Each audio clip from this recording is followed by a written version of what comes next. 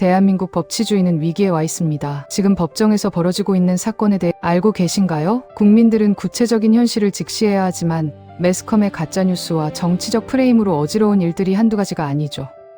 그래서 이번 영상에서 법에 대한 또는 이재명의 대장동 사건을 통해 자세히 얘기해 볼까 합니다.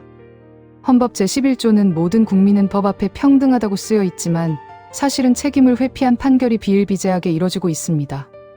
현실의 사법 시스템은 권력과 정치 프레임 앞에서 끊임없이 시험대에 오르고 있습니다. 대장동 1심 판결 결과 검찰의 항소 포기 논란은 누가 헌법을 지키고 누가 헌법을 정치적으로 악용하는지 적나라하게 드러내는 사건이 되었습니다. 오늘 이 시간에 정치 검찰과 기득권 세력이 만든 왜곡된 정치 프레임을 걷어내고 헌법 제84조의 진짜 취지와 사법부의 역할을 대해 얘기하고자 합니다. 이재명 대통령을 향한 끝없는 사법 공세가 과연 법치주의 수호인지 정권 흔들기를 위한 공작인지 냉정하게 따져볼 때입니다. 이재명 정권을 어떻게 하면 흠집을 낼 수 있을지 고민하는 자들이 말하고자 하는 이야기가 어떠한지 들어보는 게 순서일 것 같은데요. 그 중에 대장동 사건부터 말하자면요. 대장동이란 이름을 처음 들었을 때 많은 분들이 그냥 부동산 개발 사업쯤으로 가볍게 넘겼을 것입니다. 하지만 사건의 내막을 들여다볼수록 이것이 단순한 사업 실패나 이익 다툼이 아니라 권력과 돈, 검찰과 언론까지 얽힌 복합적인 권력 비리 프레임의 전장이었다는 사실이 나타났는데요. 지역 이슈로 출발했던 사건은 어느 순간 이재명이란 이름을 중심축으로 삼으며 전국적 정쟁 사안으로 번졌고 결국 1심 판결이라는 중대분기점을 맞이했습니다. 재판부는 민간업자들에게 중형을 선고했지만 정작 정치권의 공방은 이재명 대통령에게 무죄에 가까운 판단이 내려졌다는 사실을 둘러싸고 새로운 국면으로 현재 들어가고 있습니다. 성남시가 공공개발을 통해 취했어야 할 이익을 민간업자들이 과도하게 가져가도록 구조를 짜고 이를 통해 천문학적 차익을 얻었다는 배임 범죄를 문제를 삼고 있는데요. 법원은 민간업자와 성남도시개발공사 관계자들 사이의 유착을 인정했고 유동규, 김만배, 남욱, 정영학, 정민용 등 핵심 피고인들에게 실형과 추징을 선고하며 이 사건이 단순한 사업상 실수가 아닌 의도된 배임이라고 못 박았습니다.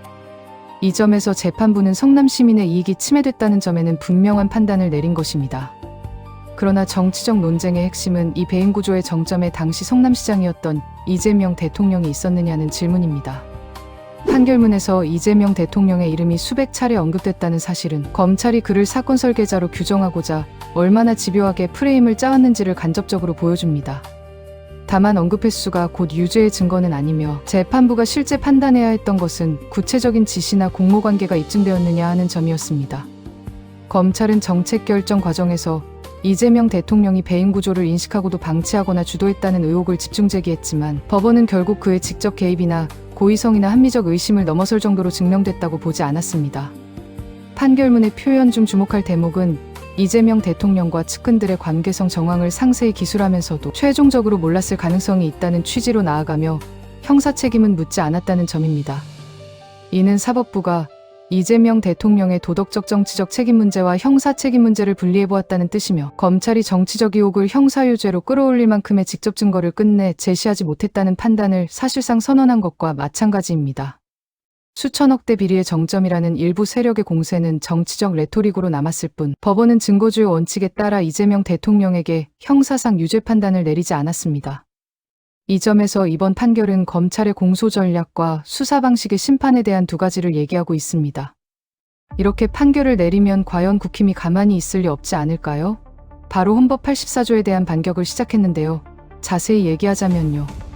법원이 실무진에게 유죄를 선고하고도 이재명 대통령에게 직접적인 형사 책임을 묻지 않자 정쟁의 방향은 곧장 헌법 제84조로 향했습니다. 야당 일각은 대통령의 형사불소추 특권이 무소불위의 방탄막이 되었다고 비난하며 평등원칙을 정면으로 반박하고 있습니다. 하지만 이 조항이 왜 헌법에 들어갔는지 그 역사적 맥락과 취지를 제대로 보지 않으면 정치적 선동과 제도적 안전장치를 구분하기 어려워집니다. 그래서 대통령 불소추 특권, 국정을 지키는 방패인지 개인 방탄인지 헌법의 언어로 차분히 따져볼 필요가 있다고 생각합니다. 대통령 불소추 특권은 어떻게 만들어졌는지 우선 알아봐야 하지 않을까요? 헌법 제84조는 대통령은 재직 중 형사상 소추를 받지 아니한다라고 규정합니다.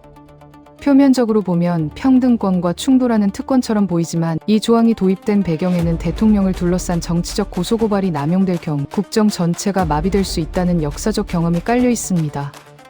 대통령이 임기 내내 법정에 불려다니며 정쟁형 재판에 휘말린다면 행정부 수반으로서의 책무를 온전히 수행하기 어렵고 국가 운영의 지속성과 안정성 역시 심각하게 훼손될 수 있습니다. 따라서 불소추 특권은 대통령을 법 위에 두려는 특혜가 아니라 임기 기간 동안 국정 수행에 집중하게 하는 제도적 완충장치로 이해해야 하는 것이 중요할 것 같습니다.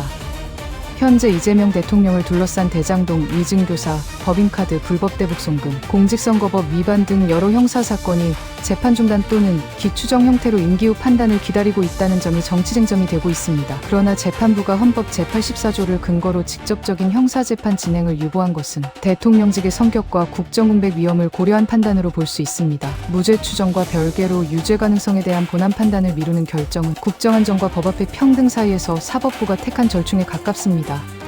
재판 중지는 면죄부가 아니라 심판의 시점을 임기후로 조정하는 절차적 선택일 뿐이며 임기 종료 후 대통령은 일반 시민과 동일한 지위에서 법정에서 해야 할 의무를 피할 수 없습니다.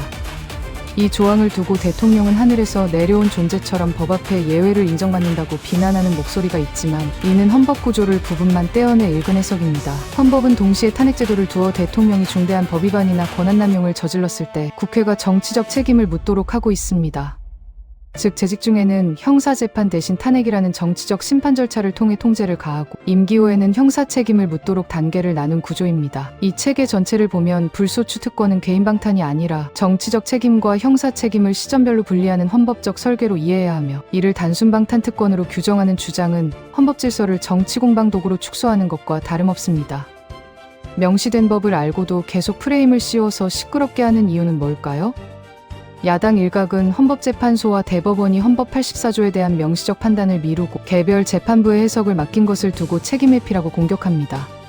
그러나 헌법 조항 하나를 합헌위원으로 단정하는 순간 정치지형과 국정운영 전체가 출렁일 수 있다는 점을 감안하면 이 문제는 법리이면서 동시에 고도의 정치적 사안이라고 국민들은 생각하고 있습니다.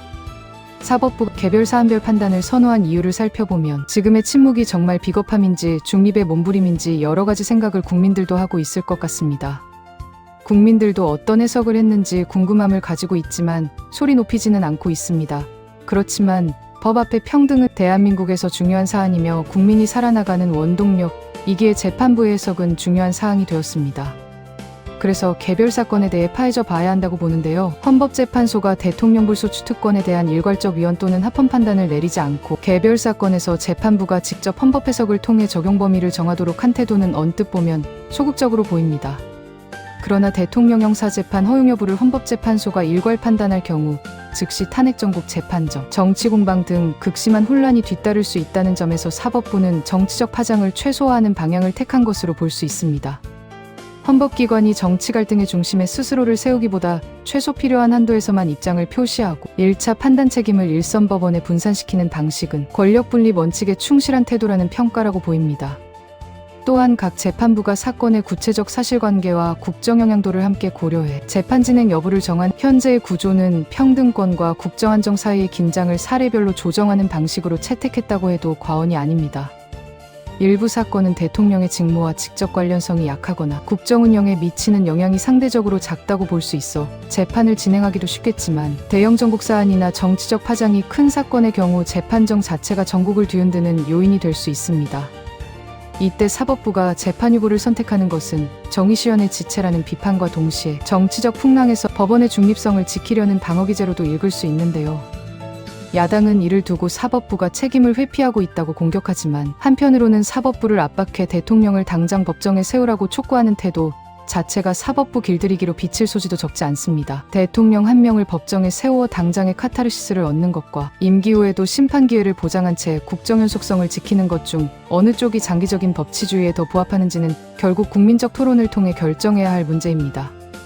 현재 사법부의 침묵과 유보는 완벽하지 않지만 정치적 폭풍 속에서 법의 중립을 어떻게든 유지해보려는 불완전한 해법으로 볼 수 있으며 이를 일방적인 비겁함으로 규정하는 것은 상당히 정치화된 시각이라고 판단됩니다. 법의 해석에 신중한 태도를 보이고 있는 재판관들의 움직임에 국민들도 수긍할 쯤에 또 하나의 사건인 항소폭이란 키워드는 대한민국을 술렁이게 만들었는데요. 이재명 대통령을 둘러싼 사건들에서 논란의 불씨가 된 바로 검찰의 대장동 1심 항소폭이 결정사항은 수천억대 환수 가능성을 스스로 닫아버린 것 아니냐는 비판과 함께 검찰 내부에서도 이 결정을 두고 격론과 사표가 이어지고 있습니다. 이 결정이 대통령 사법 리스크 방어인지 검찰 조직의 무능과 내부 갈등의 결과인지라는 질문은 결국 형사소송법의 원칙과 검찰권 행사의 정치성을 동시에 건드리는 민감한 주제라고 볼 수 있습니다. 그렇다면 항소 포기로 인해 누가 피해를 볼지 누가 이득을 얻는지 국민들은 궁금해하는데요. 자세히 얘기해 보겠습니다. 대장동 1심 판결 후 민간업자들은 자신들에게 내려진 유죄 판단과 형량에 불복해 항소를 제기했지만 검찰은 공소유지 측면에서 항소를 포기하는 결정을 내렸습니다. 이로 인해 형사소송법상 불이익 변경 금지 원칙에 따라 2심 법원은 피고인들에게 1심보다 더 무거운 형을 선고하기 어려운 상황이 되었고, 일부에서는 법원이 인정한 수천억 원대의 부당이익과 관련한 환수 가능성이 크게 줄어들었다는 우려가 제기됐습니다. 검찰이 국민재산 회복이라는 중요한 책무를 스스로 포기한 것 아니냐는 비판은 이 점에서 출발했는데요. 검찰 지휘부는 핵심 피고인들에게 1심에서 구형보다 높은 형이 선고되었고 법리가 크게 문제되지 않는 범위라 판단에 항소를 하지 않아도 된다고 설명했지만 사회적 논란은 쉽게 가라앉지 않고 있습니다. 대장동 사건이 단순 형량 다툼을 넘어 정치적 상징성이 큰 사안이라는 점을 감안하면 검찰이 사건 전체에 대한 법리와 사실관계를 2심에서 한 번 더 점검받는 것이 타당했다는 의견도 설득력을 갖습니다. 특히 막대한 범죄 수익 환수 가능성이 걸려있는 사안에서 검찰이 최대한의 법적 수단을 동원하지 않은 결정은 국민 입장에서 납득하기 어렵다는 반응을 불러일으키고 있습니다. 또한 항소 포기를 둘러싼 검찰 내부의 반발과 지휘라인 혼선은 이 결정이 순수한 법률 판단만으로 이루어진 것인지 아니면 정치적 고려와 조직 내 역학이 작용한 것인지 의혹을 키우고 있습니다. 일각에서는 항소가 진행될 경우 재판 과정에서 이재명 대통령 관련 진술이나 증거 판단이 재조명되어 정치적 파장이 커질 수 있다는 점이 암암리에 작용했을 가능성을 제기하고 있습니다. 반대로 야당은 검찰이 정권 눈치를 보느라 국민재산 환수를 포기했다고 공격하고 있지만 이 문제는 정치권 모두에게 불편한 사건이 되고 있는 것은 사실입니다. 어느 쪽이든 검찰이 명확한 기준과 설명 없이 중대 사안에 대한 항소를 접은 것 자체가 수사기관에 대한 국민 신뢰를 깎아내린 것은 분명한 사실이 되었습니다. 항소 포기를 국힘에서 지켜보고 있기는 힘들 거라고 국민들은 해석하고 있는데요. 과연 어떻게 결론이 날까요? 대장동 재판 중단과 항소 포기 논란을 지나 정치권의 시선은 더 넓은 퍼즐판을 그리기 시작했습니다. 대통령을 둘러싼 각종 사건과 의혹들이 서로 연결된 정권 흔들기 공작이라는 서사가 한쪽에서 제시되고 있으며 개별 사건의 사실관계를 넘어 이 모든 이슈들이 정권 퇴진 혹은 정권 방어를 위한 정치 전략으로 소비되고 있다는 점이 안타까운 현실이 되었습니다. 국회와 언론 일각에서는 대장동 개발 비리, 중국인 무비자 입국 특혜 의혹, 해경 순직 사건, 양평, 공무원 사망 사건 등 여러 사건을 하나의 퍼즐 조각에 비유하며 이재명 대통령의 국정 운영을 마비시키기 위한 정치 공작이 이뤄지고 있습니다. 이러한 서사는 각 사건의 법적 판단과 상관없이 대통령을 끊임없는 의혹의 한가운데 세워 정치적 동력을 소진시키려는 전략으로 해석됩니다. 의혹이 해소되거나 무죄 판단이 내려져도 다음 사건이 대기하고 있는 구조 속에서 정치적 소모전은 끝나지 않고 계속되는 형국이라고 해도 과언이 아니죠. 이런 상황에서 국민들이 다양한 사건의 실체보다 프레임 정치에 피로감을 느끼는 것도 사실입니다. 문제는 수사와 재판이 법리에 따라 조용히 진행되기보다 언론과 정치권의 극단적 메시지를 통해 실시간 여론재판으로 전환되고 있습니다. 이 과정에서 사실관계와 판결 내용은 파편적으로 소비되고 대통령과 관련된 사건이 단 한 건이라도 존재하면 모든 국정과제가 의혹으로 읽히는 상황이 되며 정권과 야당 모두에게 시간을 소비하는 형국으로 흘러가지 않을까란 국민의 우려가 나오고 있습니다. 법원과 검찰의 독립성에 대한 국민 신뢰는 바닥이 되었고 결국 퍼즐 서사 논쟁의 핵심은 누가 사건을 선택하고 어떤 순서와 프레임으로 국민에게 제시하느냐 하는 의제 설정권 싸움이 되었습니다. 법치주의를 지키는 열쇠나 독립된 사법 절차로 보게 하는 사회적 규범을 강화하는 것이며 판결에 계속 의심을 가지거나 존중하는 문화가 정착되지 않는다면 어느 정권 하에서도 사법 공정성 논란은 계속될 수밖에 없지 않을까요? 그렇다면 대통령실에선 입장을 내놓을 시점이 되지 않았을까요? 그래서 비서실장이 나섰는데요. 강훈식 비서실장이 개별 재판부가 중단된 재판을 재개하려 할 경우 다른 조치를 검토할 수 있다는 취지의 발언을 한 이후 야당 일각에서는 이 표현에 계엄과 같은 비민주적 수단이 포함된 것 아니냐는 극단적 해석을 내놓았습니다. 정치적 긴장이 높은 상황에서 이런 해석은 빠르게 확산되며 정권이 사법부를 겁박하고 있다는 프레임으로 번졌습니다. 그러나 법률 전문가들 사이에서는 이 발언을 헌법소원 제기 등 헌법 84조 위반 여부를 가리는 합법적 절차를 예고한 것으로 보는 시각이 상대적으로 설득력을 얻고 있습니다. 대통령 역시 헌법상 권리와 지위를 가지고 있는 만큼 자신에게 불리하다고 보는 재판 진행에 대해 헌법기관 간 분쟁 해결 절차를 활용할 수 있다는 논리입니다. 야당은 이를 삼권 분립 침해와 사법부 길들이기로 규정하지만 대통령이 국민에 의해 선출된 권력이라는 점에서 자신의 직무 수행과 직접 연관된 헌법 해석 문제에 대해 입장을 내고 법적 대응을 예고하는 것 자체를 원천적으로 금지할 수는 없습니다. 문제는 그 표현 방식이 사법부를 위협하는 것처럼 비칠 여지가 있었는지, 그리고 실제 행동이 법적 절차를 넘어서는 방향으로 나아갔는지 여부입니다. 현재로 나타난 범위에서는 계엄 등 물리력 동원이 논의됐다는 구체적 증거보다는 정치적 레토릭이 과열된 측면이 더 크며 헌법소원을 통한 쟁점화 가능성이 현실적 시나리오로 거론되고 있습니다. 이 경우 헌법재판소는 다시 한번 헌법 84조 적용 범위와 국정안전 공익을 두루 고려해야 하는 어려운 판단을 요구받게 될 것입니다. 선출 권력이 자신을 방어하기 위해 헌법과 법률이 허용하는 수단을 적극적으로 활용하는 것을 두고 오만이라고 볼지 당연한 권리 행사로 볼지는 정치적 입장에 따라 갈릴 수밖에 없습니다. 다만 사법부를 통해 정권을 몰아내려는 시도나 행정부가 사법부를 정치적 도구로 종속시키려는 시도 모두 법치주의를 훼손한다는 점에서는 동일하게 경계해야 한다고 봅니다. 강훈식 발언 논란은 바로 이 경계선을 어디에 그을 것인지 국민에게 묻는 사례로 기억될 가능성이 큽니다. 선출 권력의 정당한 방어권 행사와 사법부 독립 보장을 동시에 충족시키는 정치 문화가 부재한 이런 논쟁은 형태만 달리할 뿐 반복될 것입니다. 이번 사건은 이재명 대통령 시대를 둘러싼 사법 리스크와 정치 공세가 얼마나 복잡하게 얽혀 있는지 보여줍니다. 이 속에서 대통령은 대통령직이 개인 방탄마기가 되어서는 안 된다고 강조하며 국정안전과 헌법질서 유지를 앞세우고, 야당은 평등원칙과 책임정치를 내세워 정권 퇴진을 압박하고 있습니다. 결국 이 모순된 요구들 사이에서 어떻게 법치주의를 지켜낼 것인가라는 질문에 대한 답을 국민이 직접 찾아야 할 시점입니다.